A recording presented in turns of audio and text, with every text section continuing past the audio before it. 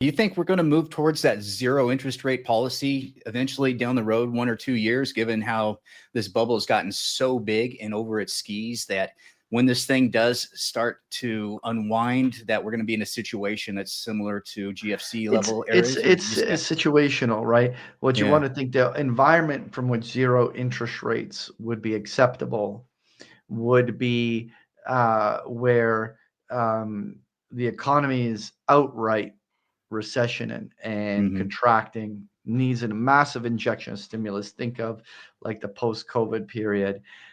Government deficits are going to be high, need to be financed. So the Fed's going to have to be there with expanding its balance sheet to allow everything that needs to be done to occur.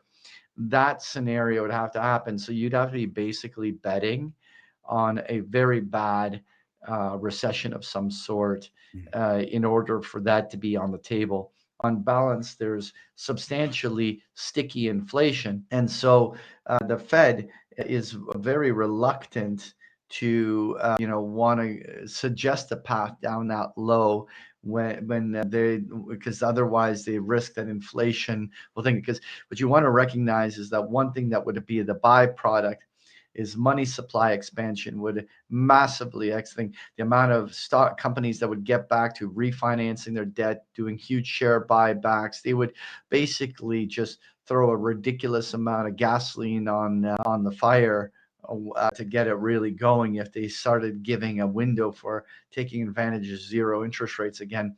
Hmm. I would say this, even if the Fed temporarily drops low on the Fed funds rate, that may come within the vicinity of that.